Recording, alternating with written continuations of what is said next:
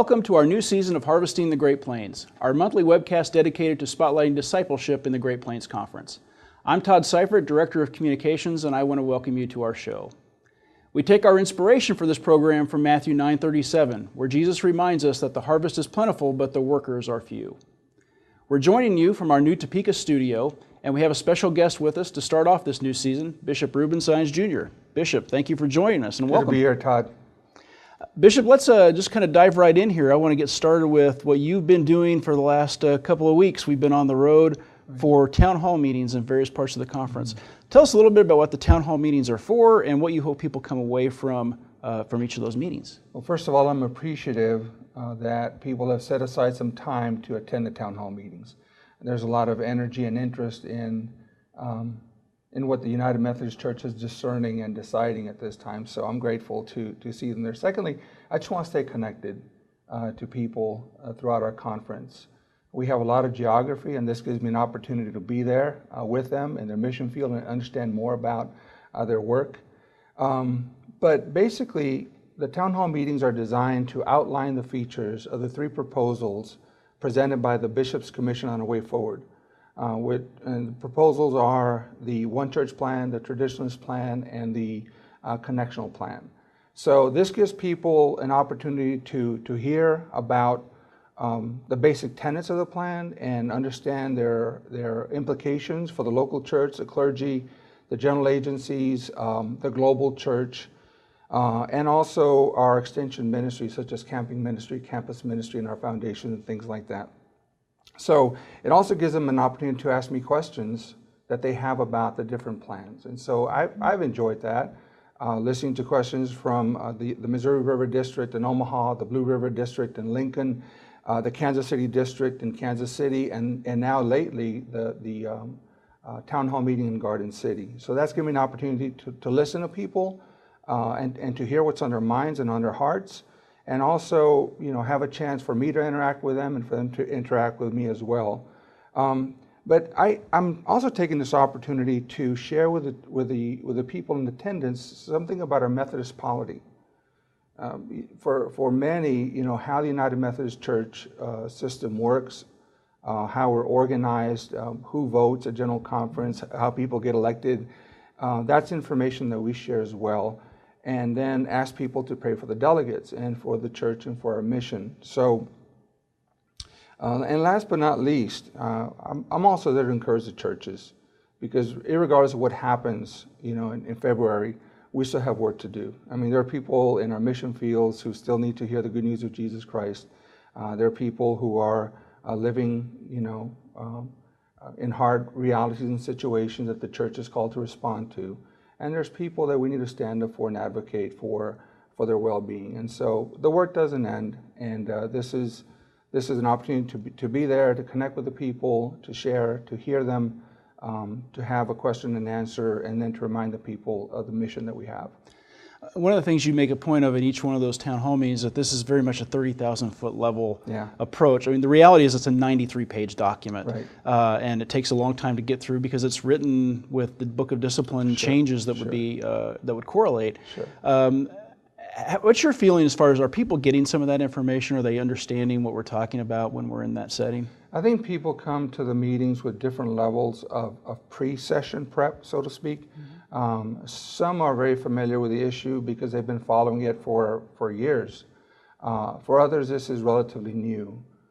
A lot of people have really done the work of trying to understand what's in the plans, and they come prepared to the meetings. So overall, people that are there have a good sense of what the issues are before them, whether they have a local church view or conference or denominational or worldwide mm-hmm. view. But different people come with different levels of understanding. So there are three plans that we know will be introduced at General Conference. So the special session, that's February 23rd through 26th in St. Louis. The Council of Bishops recommended the One Church Plan. You have decided to take a role of impartiality through this process. Can you tell us a little bit about what that means and why you chose to do that? Sure. Well, first of all, no one's impartial, right? All of us have our prejudices, our biases, and our predispositions. I'm aware of mine, but I'm also aware of prejudices and biases and predispositions that other people have. So as an Episcopal leader, I'm a bishop for all people, everybody within the Great Plains, all people from all of our 1,000+ churches and all of our clergy. So as such, I'm charged to maintain the unity of the church and the bonds of peace, right? So at the same time, I understand that we have deeply committed Christians who are not of one mind on the definition of marriage, or the credentials for ordination, or the church's position on theology, and how we go about interpreting and looking at Scripture and try to live faithfully in today's world. And so I know that that exists. A position of impartiality affords me the space to listen to people on both sides of the issue, to hear their hopes, to hear their fears, and then also to raise questions from either side that they may not see.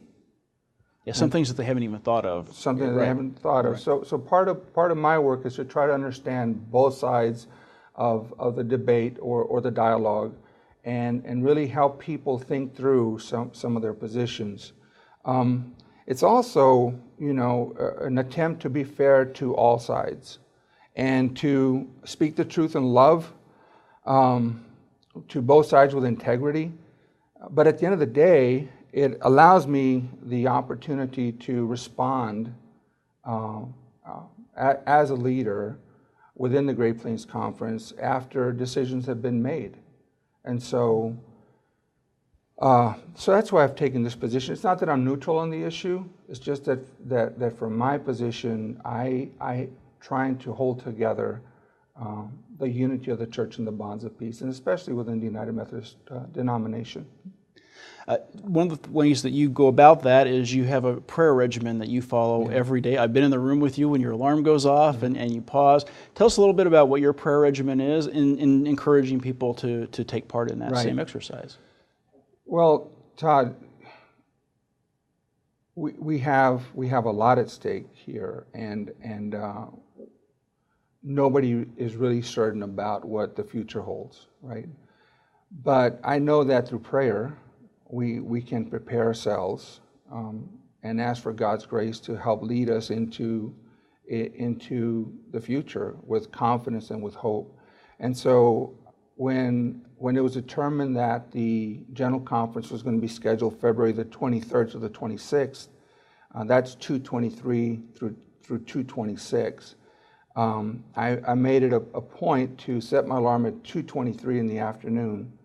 And so when it goes off, it's a reminder to me to, first of all, lift up our General Conference delegates and all the delegates that will be attending the General Conference in St. Louis, and also just our worldwide mission. And so, and the prayers are simple. I mean, I start with the Lord's Prayer, and I especially focus on, thy will be done on earth as it is in heaven, right? I think that's part of our discernment as Christians. We want to align ourselves with the will of God. And then the second one is the recitation of Psalm 23. The Lord is my shepherd, I shall not want. And so that the first one keeps me focused on seeking the will of God. The second one is a reminder of our shepherd's continuous accompaniment with us as we move forward. And I encourage people throughout the Great Plains to join me in this. It's really simple, and it's a discipline. It'll keep us all focused and praying, and also something we can share in, even though miles separate us in distance and other things like that. Physical things separate us. We can be united in the spirit, so to speak. Very good. A couple of fun facts, just so you know. Okay. So what this tour means across 17 districts, 18 meetings in 17 districts. it means roughly 24 hotel nights. And I did the math. Round trip, we're going to be at about 4,980 miles. Okay. As far as going to and from Right. each location. We have some resources on our website. The bishop talked about prayer. We have that on our website, as well as sermons, essays, books that you can read, and a one-sheet thing that we're handing out at each one of these that compares the 3 plans on some very basic yet very key areas, such as how would it impact your local church, what does it mean for the annual conference, what does it mean for clergy and people in the process to become clergy. So we direct you to our website, greatplainsumc.org/forwardinunity, and that's on the bottom of your screen. We'll be right back with more with the bishop right after these messages. Stay better connected to the Great Plains Conference and track success with your spiritual disciplines by downloading and using our new app. Our primary social media channels appear on the home page of our app. Need a daily devotion? Look no further than our link to the upper room right on the home screen of our app. Our communications staff will keep you up to date on the latest stories from within the conference and beyond Kansas and Nebraska. And we'll help you stay on track with your spiritual disciplines with our spiritual fitness tracker. Each time you complete one of the 5 disciplines, we help you measure on the app. You just click a button to get a point. To help you stay healthy, we even have a fitness tracker that allows you to record your time taking part in aerobic activity, strength training, or even counting your daily steps. Our new app will even help you track some of the foods you eat to help you maintain a balanced diet. You can measure how well you're doing spiritually, in exercise, and with your diet by checking your progress by week or month. All of this, plus access to conference videos, photos, blogs, news, and more, available at your fingertips on your iPhone or Android, or on any tablet. Download the new Great Plains Conference app today. Welcome back to Harvesting the Great Plains. We're kicking off our new season with Bishop Reuben Sines Jr., and we started off, Bishop, talking about town hall meetings. I want to shift gears now and let's talk about ministry and networks. Something that people maybe have heard a little bit about or they're actually living into, but then we have some people who are just getting started. Right. Can you tell us a little bit about what networks are, what your vision is for them, and then how that's going to benefit people in the local church? Sure. Well, first of all, Todd, networks are an intentional strategy to bring churches together, to mutually support each other, to harness their gifts and graces, and then to organize themselves around ministry and mission in their particular context. So one of the things that we're asking our networks to focus on is, first of all, help proclaiming Christ in a way that's relevant to their context, leading people to love God and commit their lives to God, finding ways to serve the poor in their community, and then finally, seeing where there's a group of people that may need the church to advocate for justice on their behalf. And so this idea comes from the Book of Discipline, paragraph 206, the cooperative parish ministry. In the Book of Discipline, it has several configurations. They call it clusters. We call it networks. And so it's effective at bringing a sense of missional awareness that goes beyond the local church to a particular region. When I was in Dallas, I was part of the East Dallas Cooperative Parish, which was an urban cooperative parish. And these were United Methodist churches, and each one of us had a unique ministry that was needed in our mission field. But that way we ensured that we were not duplicating efforts. And then we come together to organize training sessions or health fairs for the community. Sometimes we do a Habitat for Humanity build. But together, as urban churches, we could do more together than we could as an individual church. And so the network system helps harness all of that. And plus, it takes into account the different contexts for town and country churches or suburban churches and even urban churches. So this is not a strategy for our town and country churches. This is also a strategy for our suburban and our urban areas as well. So, I just think that the expertise for doing ministry does not reside at the conference center. The experts in ministry are the ones that are out there at the edges of the mission field, engaged in the day-to-day lives of the people in their communities. And they're the ones that are figuring out. Our task is to help support them and encourage them and provide them the tools that they need so that they can carry out the mission of the church to make disciples and change the world. A key part of networks is collaboration, right? I mean, the whole idea of people in one area know what the issues are across that region, and they're very different from northeast to southwest, and in some cases even just across cities can be different. What will people hear about networks in the rest of 2018 and into 2019? What are some things that are going to be coming down the pipe for people? Some networks are highly organized because they got a head start. They started organizing themselves last year. Others in other districts are just launching. So some of them have very formal district strategy plans. Others are at the front end of developing them.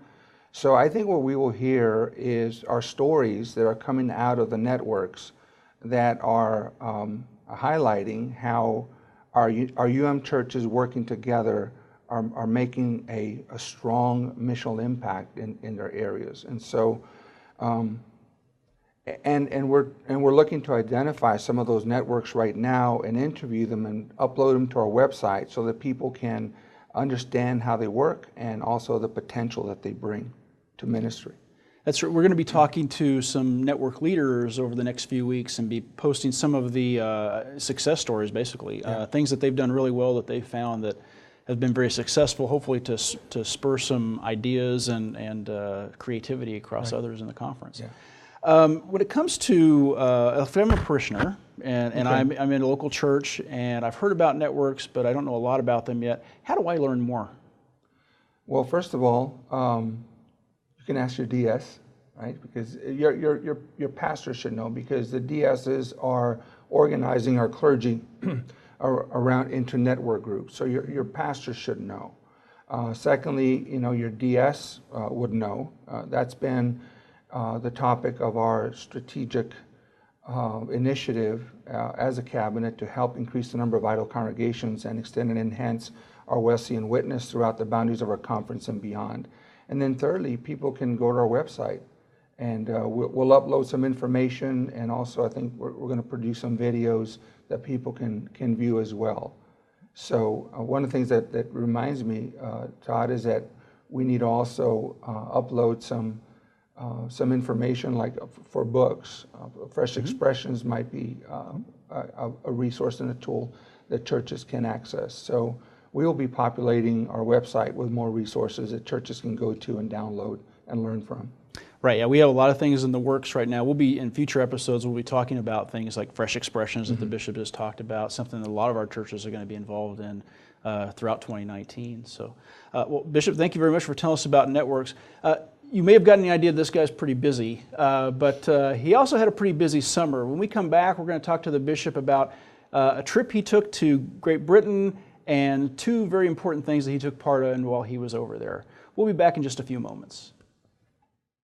We all know what it's like to dream, to want to contribute a verse, shape the future, or make the world a better place. But the dreams God plants in each of us don't just grow on their own. They need to be watered with love and support in order to thrive. For more than 80 years, the General Board of Higher Education and Ministry has empowered United Methodist partners just like you to nurture the dreams of tomorrow's leaders through United Methodist Student Day. Your support on this special Sunday of the United Methodist Church means leaders of tomorrow receive critical financial aid that turns their dreams into reality. Thanks to your generosity, more than 2,300 scholarships are awarded each year, with 500 of those going to seminary students. In the last few years alone, more than $13 million has been awarded to students, with 60% of all aid going to female students. Your generous gift on United Methodist Student Day is specially designated to support this critical cause of awarding scholarships and financial aid to aspiring students, some of whom may be right in your own church or your own neighborhood. When you give generously on United Methodist Student Day, you qualify these young leaders to alleviate suffering both here and around the world. You embolden them to speak truth to power. You equip them to free the oppressed. You liberate them from crushing debt. Most importantly, you empower the dreams that will change the world through faithful service for Christ. Give generously to the United Methodist Student Day offering. Support a dream for tomorrow and shape the future today. Welcome back to Harvesting the Great Plains. We're joined this time with Bishop Reuben Saenz Jr. A lot of you probably took vacation over the summer. The bishop took a little time off, but really it was kind of a working vacation, spending some time in Great Britain. Bishop, tell us, what did you go to Britain for? I know there are two things. I want to focus on your first part of the visit, and then we'll get to a kind of an interesting other thing that you did there. So what was the first thing you did? Well, the first thing was I was invited to be part of a cohort of bishops from the U.S. To London to go and revisit the Concordat Agreement between the British Methodist Church and the United Methodist Church. And so that was an interesting situation because my plane got delayed. I got left in Chicago. I didn't take off till the day after, and so I got there for the tail end of the meeting. But nevertheless, it was worth it. See, the world is different now, 50 years later, than it was back in 1968. And so the question was, what does it mean to be connected as a people called Methodists throughout the world? And so this was an attempt at that. So we looked at revising our theological commitments, thinking about how we will continue to walk together in the years to come, and also, what is our Wesleyan theology and heritage, and look at some issues that would bring us together, such as working on justice and migration issues. Mm-hmm. Yeah, a lot of people don't realize that we're the United Methodist Church. Correct. There are other Methodist churches in other places of the world Correct. that are affiliated with us but are not part of our church necessarily, and that was really what was going on here in England. And when the Methodist Church in the U.S. Joined the Evangelical United Brethren in 1968, then we became the United Methodist Church. So we took Methodists from the existing church and United from the United Evangelical Brethren, and then brought them together, hence the two flames on our cross. And in that year, 1968, a concordat or an agreement was also established with a church in Britain. So this was kind of a revisiting of that agreement, and also reflecting on what that means for our relationship moving forward into the next decade. So if I'm a United Methodist in Kansas or Nebraska, why should I care about a concordant with the church in England? Well, because we are part of our Wesleyan understanding of God's grace, and that connects us, not just to people in England, but also to the Methodist Church in Mexico and Central America and Cuba, in South America, and all over the world. And so we are a worldwide United Methodist Church, and we have a worldwide connection with other autonomous Methodist churches throughout the world. And so that's part of that. That's one of the benefits of being part of the Methodist family. There's so many things we can get into, but I want to make sure we have time for a large project that you did in preparation. From there, from the meeting in London, we can say our bishop went to Oxford.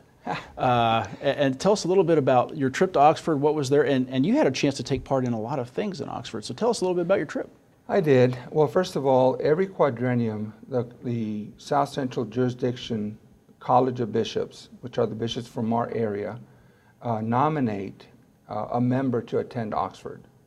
And so they nominated me this year, and I was honored to be nominated by them. And I accepted the nomination, and so I've had this on my calendar now for a couple years. And so it was the 14th Institute, Oxford Institute on Methodist Theological Studies. And so people from all over the world attended. There were seminary professors, there were people working on PhDs, district superintendents, bishops from all over the world. And so the conversation was robust, and it was exciting to be in an academic environment again, exchanging ideas. The theme of the conference was, Thy grace restore, thy work revive, revival, reform, and revolution in global Methodism. And so I was part of a cohort on practical theology. And so practical theology, the idea was that social witness of the church is a primary driver for revival. So as we act out our faith in the world, that creates a sense of mission and purpose, which then stimulates revival. And so the focus of our cohort was on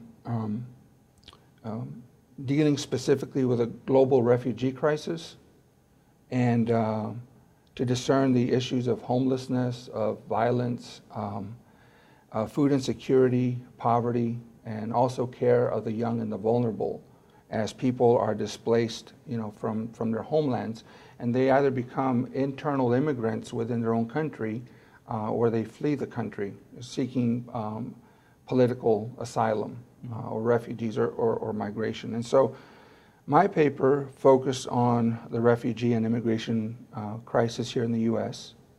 And so I start with a global view of immigration, of world immigration. Of course, I only had 12 pages, so I had to 600 words, right? No, actually, it was 5,000 words. Was it 5,000? 5,000 words. Okay. Yeah, 600 words. That's right. That's the first paragraph. Yep. Yeah, try to reduce all that. So I looked at the global refugee crisis and how people are being displaced, and then I looked at the United Nations and their policy on human rights and migration.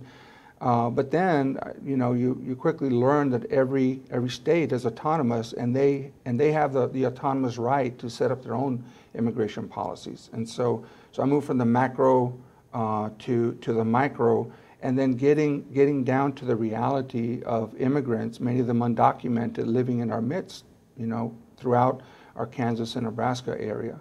So I start tracing the immigration laws going back from President Bush all the way up to the present, and how they've changed, and how 911 has really brought about a clear focus on immigration. But ultimately, once you describe what the social situation is, my deeper question is, as United Methodists, right? How do we respond to this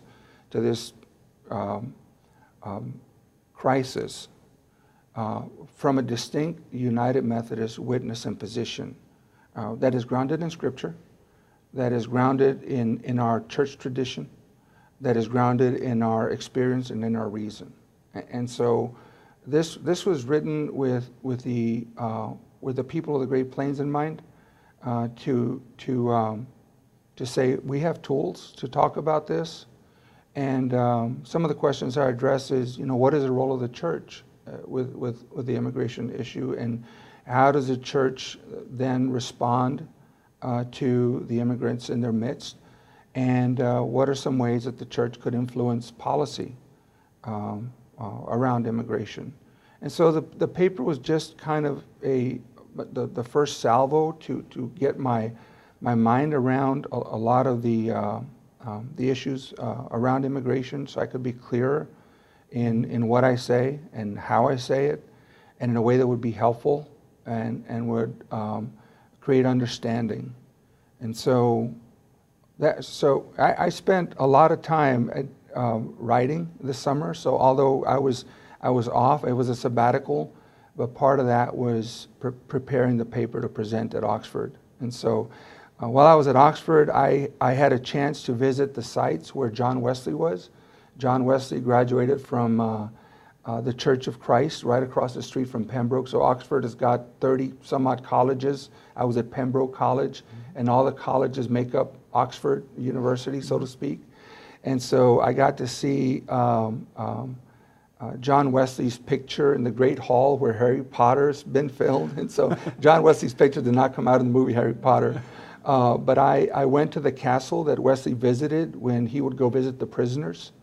And I also saw the first Methodist house where Wesley had his first class meeting.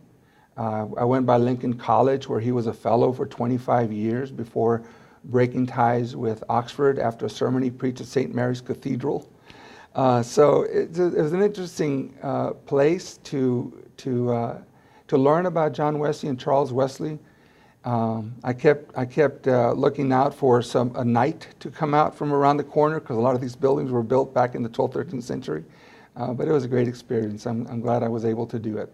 Great. Sounds like a great trip, and welcome back. It's good to be back. Welcome back. We'll be back in just a few moments with some closing remarks, but first, thank you, Bishop, once again for joining us. It's been a pleasure to have you here with us this time. Thank you, Todd. Thank you for all the work you do. We'll be back in just a few moments with some closing thoughts.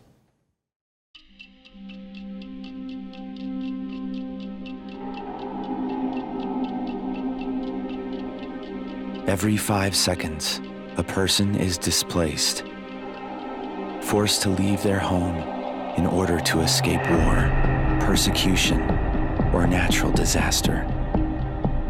It has become a global issue in not only Africa and Asia, but also in Europe, the Middle East, and the Americas.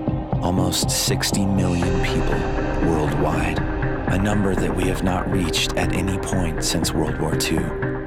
About 20 million of these people are forced to flee their countries entirely, while the other 40 million are displaced within their own country. The reality of these numbers is staggering. Almost half are children below the age of 18. Children who have spent their entire childhood far away from the home they once knew. Children who have witnessed unthinkable acts of violence. Children who grew up to have children of their own in that same refugee camp, still far away from their home. Neighboring countries are struggling to provide for the needs of the refugees and their children and simply can't do it alone. However, there is hope. Organizations from all over the world are looking to build networks of compassion and vitality where refugees can thrive and fulfill their dreams. The overwhelming need has never been greater, so let's respond like never before.